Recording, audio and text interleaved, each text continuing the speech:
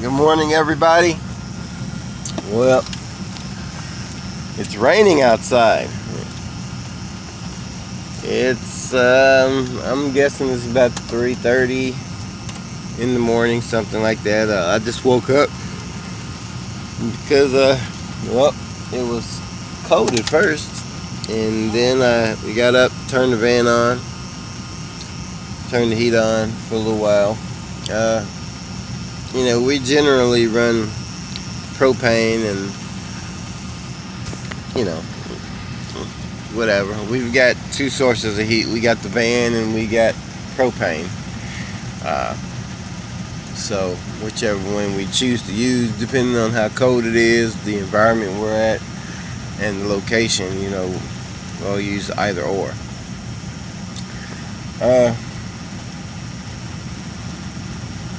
Overlanding,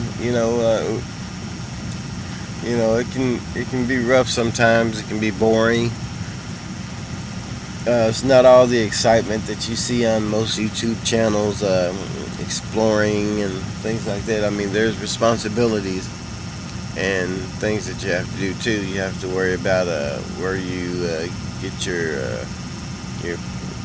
financial help, where you're going to sleep at, places that allow you to sleep. And I wanted to talk about that.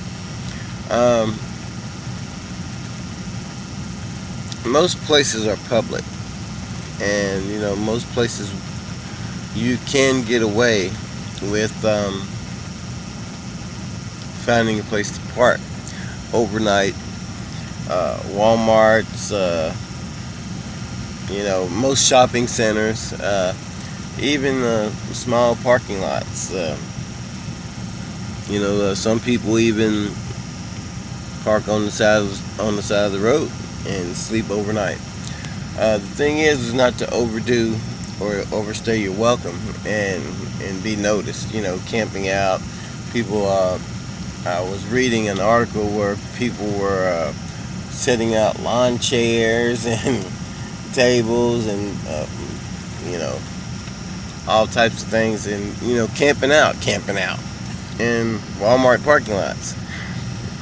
And of course, Walmart kicked them off, but there's certain things that you should do and certain things that you shouldn't do when you're trying to be incognito and get you some rest.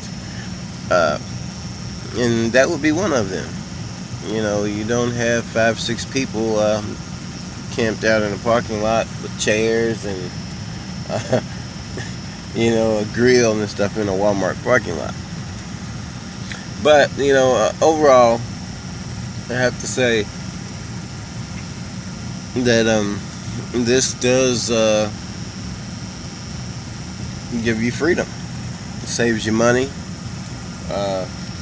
You don't have to worry about losing your apartment, your rent and stuff like that. Obviously, you have to maintain your vehicle, and if you maintain your vehicle and fix it up the way that you want it to be, then you can live comfortably.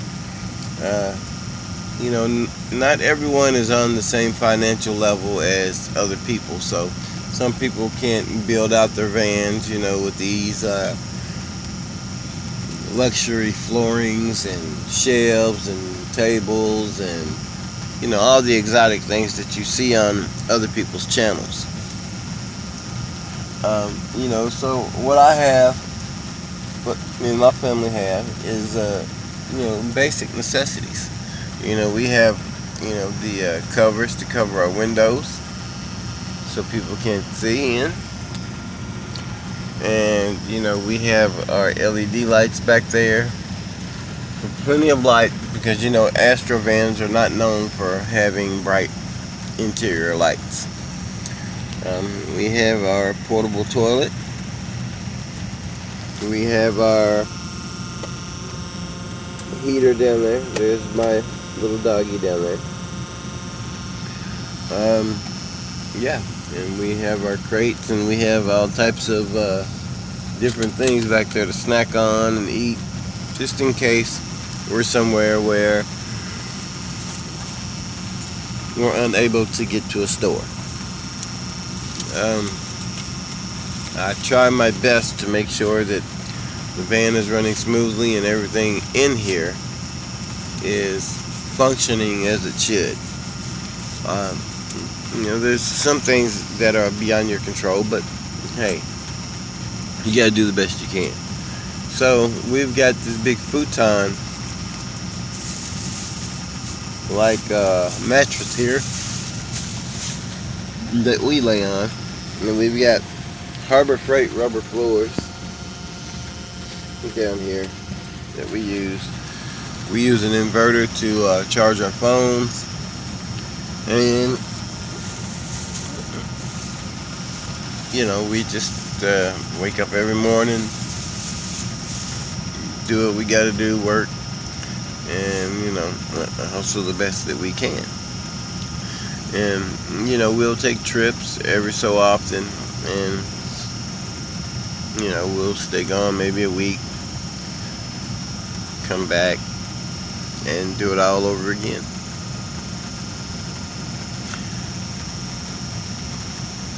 I love the fact that this van is all-wheel drive. Excuse me. And it has the G80 rear locker in the back with 373 gearing. We are planning on buying a camper to haul with us on the back. It's got an upgraded converted suspension on it. The coil spring bump stops instead of just a regular original rubber bump stops. Got the coil spring bump stops. I've got the Adderleaf in the back. I've got air shocks in the back of this one, as opposed to my other one had Ranchos, which were pretty good. And right now at the time, since I just bought this one, it has the regular shocks in the front. However, that's going to change. I think that I have found a shock from someone online that said they used the shocks from a GMC or Chevy K20 that have the right diameter and length of the Chevy Astro van. It's 1970 K20. So, you have some different options for shocks if that's the case. Fox, Bilstein. Of course, you can put Bilstein on these. But I think the best shocks that I've seen on here that weren't modified have been Bilstein so far. Just the Bilstein V6 shocks. I would like to try Fox, the Fox 2.0s, but of course you have to modify the suspension and things like that.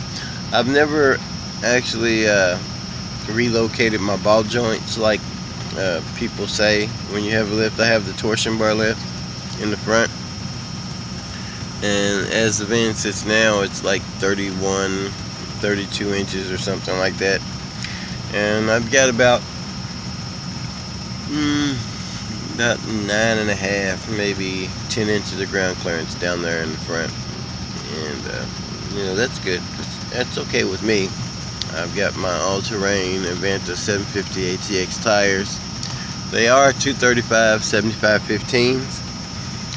They did rub a little bit on the driver's side of all places, but I did some trimming, and I'm going to Raptor line the bottom trim panels on the van, and I've already rust proofed it and all that. So it's gonna be this is a fairly nice van. As you can see, there are no lights on the van, none at all, no ABS, nothing, and the van sits at 188,000 miles as we speak. So That's a good thing.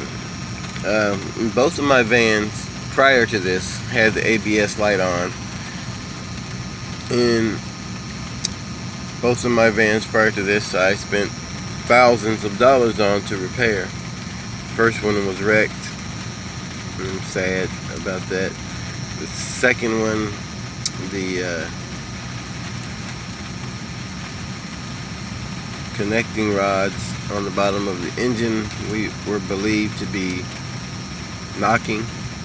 I attempted a repair and it was just too much work, so I ended up buying this one and selling that one. So anyway, it's a rainy day, Saturday. What you gonna do today? I'm gonna watch YouTube videos. Anyway, thank you guys for paying attention to my boring video, and I hope you leave me a comment. God bless. Like and subscribe.